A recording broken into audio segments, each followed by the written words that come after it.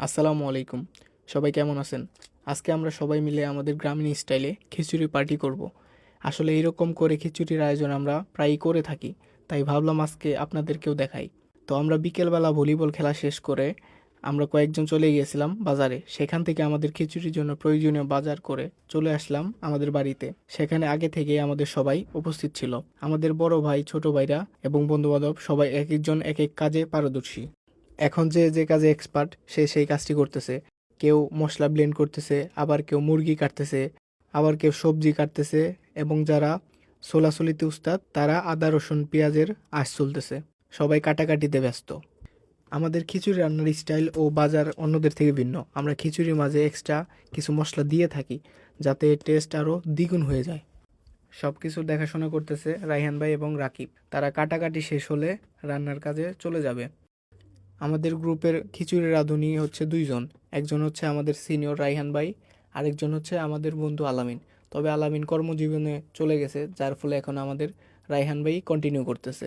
কিন্তু দুইজনের উস্তাদ কিন্তু একজনই, সে হচ্ছে আমাদের সবুজ ভাই। শুরুতেই মুরগির মশলাগুলো ভালো করে কষিয়ে নিতেছে।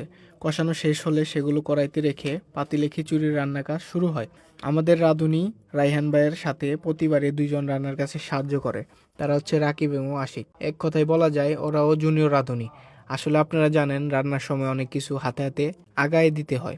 এদিকে খিচুড়ি এমন একটা জিনিস যেটা রান্নার সময় ভালো করে পরিচর্যা না করলে পাতিলের নিচে খিচুড়ি লেগে যায়, পরে সেটা আর খাওয়ার যোগ্য থাকে না। তাই সারাক্ষণ আমাদের এখানে কেউ না কেউ নাড়াচাড়া করতেই থাকে। এ পর্যায়ে আমাদের খিচুড়িতে পানি ফুটতে শুরু করছে, তাই আমরা সবজিগুলো দিয়ে দিলাম। এর কিছু পরেই মুরগির কষানো মাংসগুলোও দিয়ে দিলাম।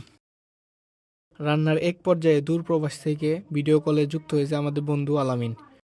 কথা বলতে বলতে এদিকে আমাদের খিচুড়ি রান্না প্রায় শেষ। এখন সবাইকে সার্ভ করে খাওয়ানোর পালা। আর বরাবরই এই কাজটা আমি করে থাকি। আজকের খিচুড়িটাও বিগত দিনের মতোই অনেক মজা হয়েছিল। সবই আমাদের একতা এবং পরিশ্রমের ফল। সবাই মিলে কিছু একটা রান্না করে খেলে সেটা একটু বেশি মজা লাগে। আর একটা কথা না বললেই নয়, আজকে আমাদের খিচুড়ির আয়োজনের অন্যতম কারণ ছিল আমাদের সজীব।